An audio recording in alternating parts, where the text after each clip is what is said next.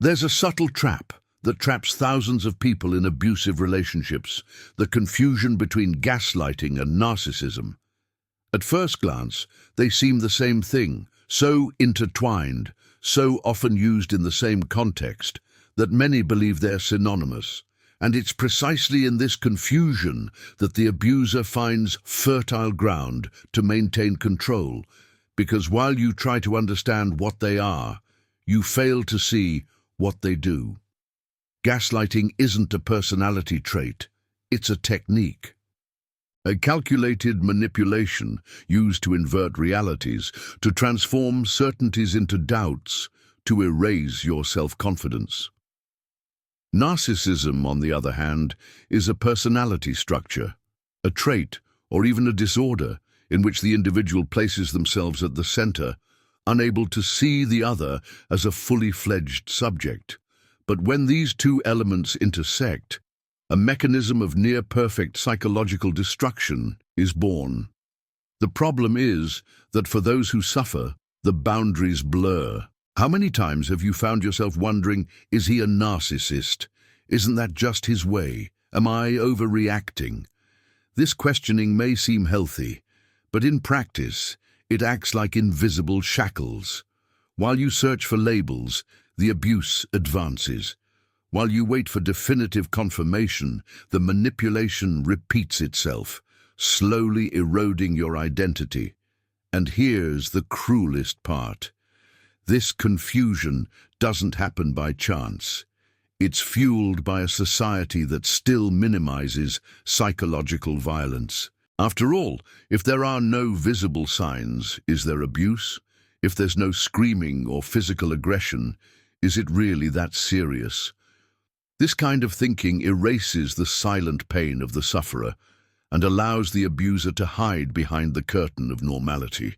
They know that until you can accurately name what's happening, you'll hardly have the strength to react. The result of this uncertainty is devastating. You begin to downplay the signs, justify behaviors, and believe that perhaps it's not so serious. He was just stressed. Maybe I misinterpreted. Everyone has flaws. These phrases become walls inside your mind, walls that protect the abuser and imprison you. And the longer you spend in this cycle of doubt, the further you become from the clarity that could set you free. The narcissist, in turn, feeds on this confusion. He doesn't need to prove himself right. He just needs to make you doubt yours. He knows that the more you get lost in diagnoses and labels, the more fragile you become in his presence. It's as if your energy is slowly being drained, until the mere thought of confronting him seems impossible. Therefore, understanding this difference is vital. Not because labels matter more than experience, but because clarity liberates. Gaslighting is manipulation. Narcissism is personality. They are not the same thing, but when they meet, they create a prison without bars, where the victim becomes hostage to a distorted reality. Breaking through this confusion is the first step to reclaiming your voice. It's the moment when you look within and say, it doesn't matter if he's a narcissist or not. What matters is that this is abuse. And when you name the abuse, when you recognize the manipulation, the veil falls. It's painful, but it's also liberating. Because from that moment on, you're no longer lost in labels. You're faced with the stark truth, and truth is the only solid ground on which to rebuild an entire life. 2. Gaslighting isn't just a lie. It's a sharp lie, laden with poison, repeated so often that it infiltrates the victim's mind like a shadow. It's the cruelest manipulation because it doesn't just seek to deceive, it seeks to erase your self-confidence. And when someone no longer trusts their own memory, their own feelings, their own reason, they become a prisoner of the abuser's version of reality. At first, it seems almost harmless. A denied sentence, a distorted detail, a mocking laugh at your pain. You try to fight back because you remember what you heard, remember what you experienced. But they firmly insist, you're making it up. You're exaggerating everything. You misunderstood. Little by little, your conviction fades. What was once certainty now becomes doubt. What was once genuine pain now seems like oversensitivity. This is the heart of gaslighting, turning the victim into an accomplice in their own destruction. You begin to police yourself, doubting your own words before you speak them, mentally reviewing every gesture so as not to give rise to criticism. You don't realize it, but you're already living in a minefield where the enemy doesn't need to shout. He simply denies, distorts, invalidates. And each denial is like a small crack in your mind, cracks that, combined, crumble the very fabric of your identity. The effect is devastating. Those who suffer from gaslighting begin to apologize for things they didn't do. They begin to believe their memory fails, their intuition is treacherous, their emotions are worthless. It's as if a fog covers everything, and in the midst of this fog, the abuser rises as the only compass, the only holder of truth. You stop trusting yourself and start trusting their gaze, even though you know silently that this gaze is what imprisons you. The most perverse thing is that gaslighting doesn't act in isolation. It comes mixed with moments of affection, with gestures of affection that confuse even more. You think, maybe I overdid it. After all, he knows how to be good too. This contrast is intentional.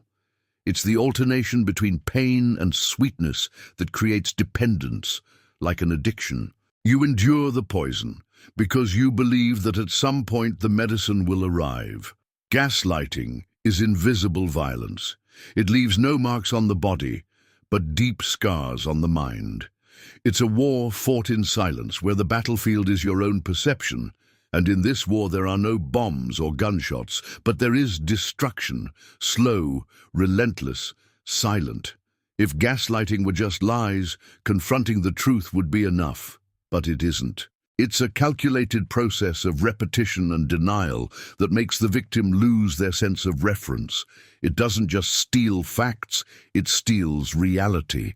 And when someone steals your reality, they also steal your freedom. 3. Narcissism is a spotlight-filled stage where there is only one protagonist, them. Anyone who lives with a narcissist quickly realizes there is no room for two truths, two desires, two wills. There is only theirs. The narcissist doesn't connect. They dominate. They don't love. They possess. They don't share, they consume. Unlike gaslighting, which is a technique, narcissism is a personality structure, a distorted lens through which the individual sees the world.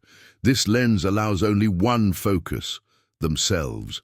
Everything around them exists as a mirror to confirm their greatness, their importance, their superiority. And if the reflection doesn't match, the mirror is discarded without remorse.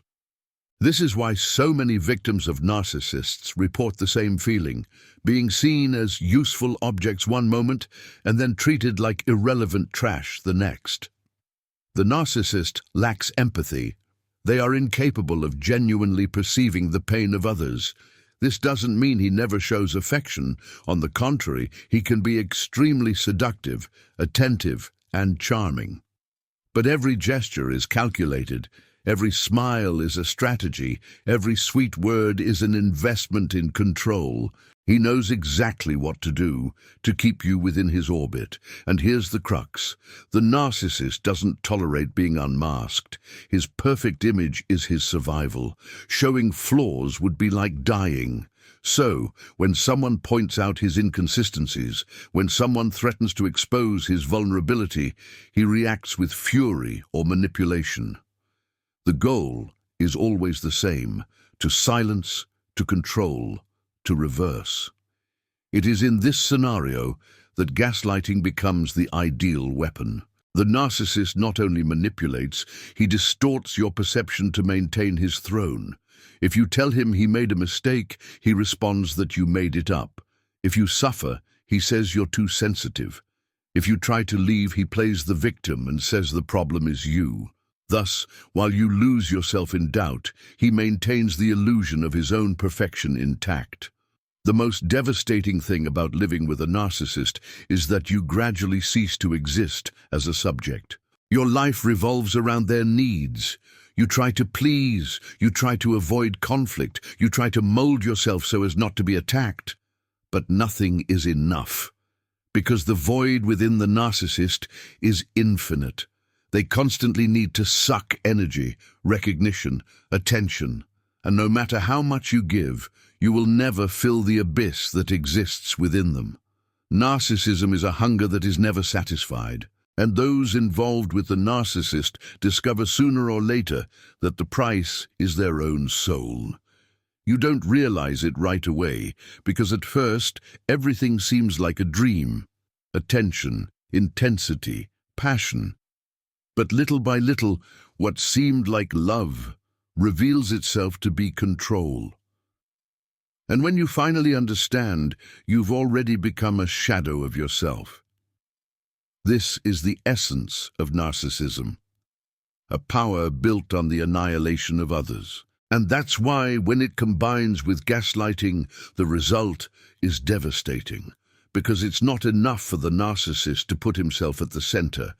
He needs to destroy any possibility of you existing outside of his control. 4. When the narcissist turns to gaslighting as his weapon of choice, the relationship ceases to be a human bond and becomes a psychological battlefield. Here, there is no room for exchange, complicity, or true love. What exists is a silent struggle where only one can win, the manipulator.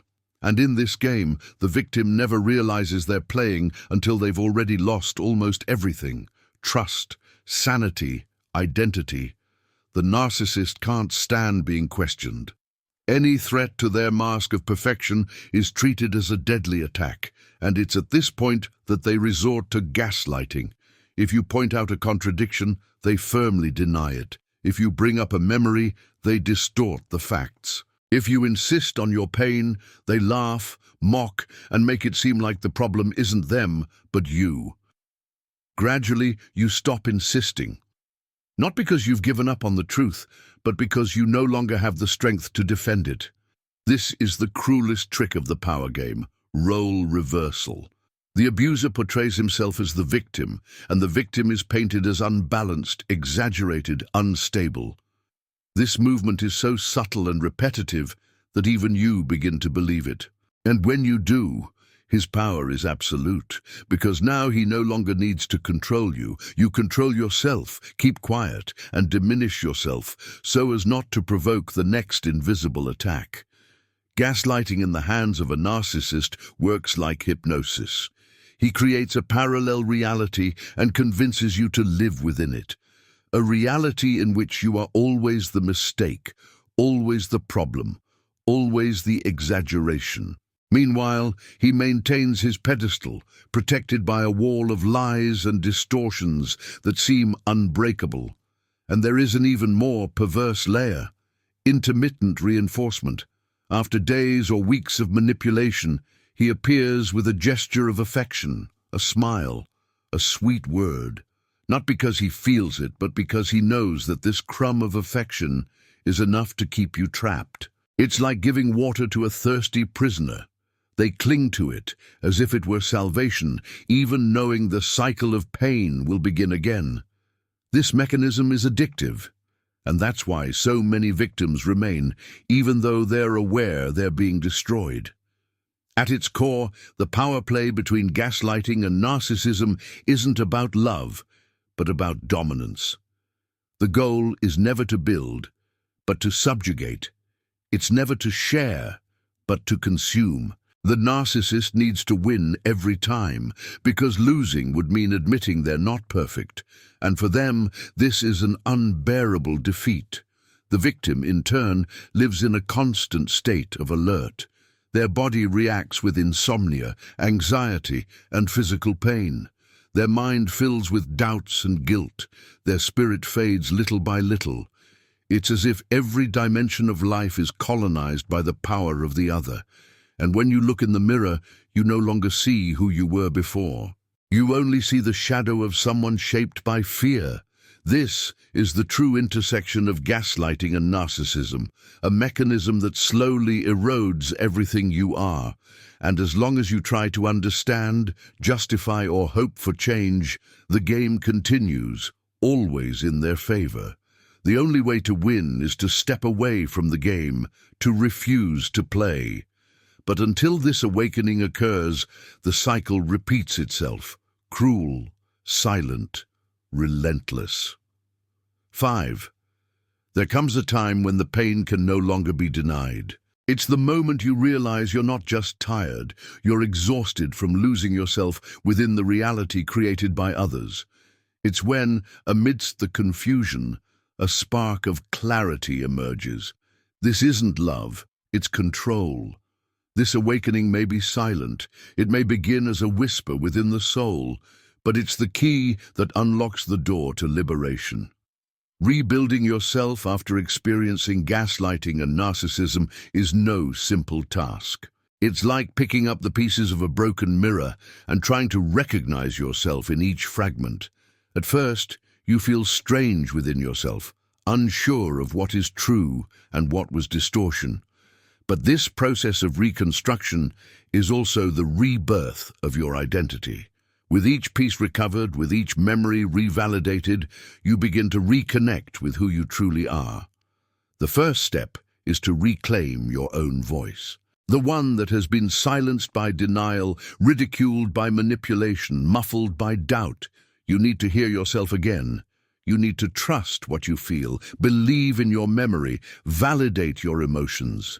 It is in this trust that the foundation of a new life is built. The second step is understanding that it's not up to you to change the other person.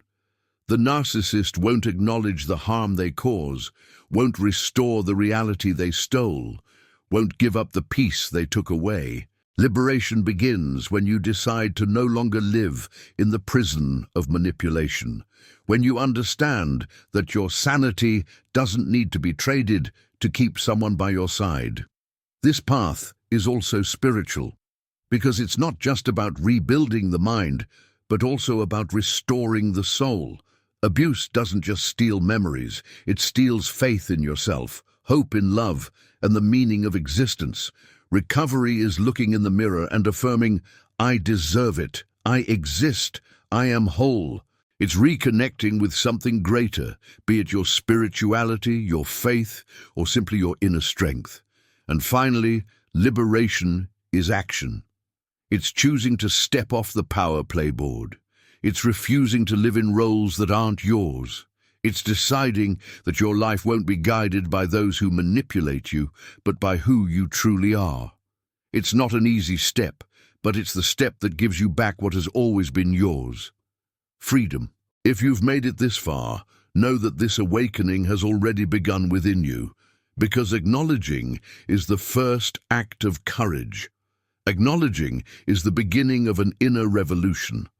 And once clarity enters, it can no longer be erased.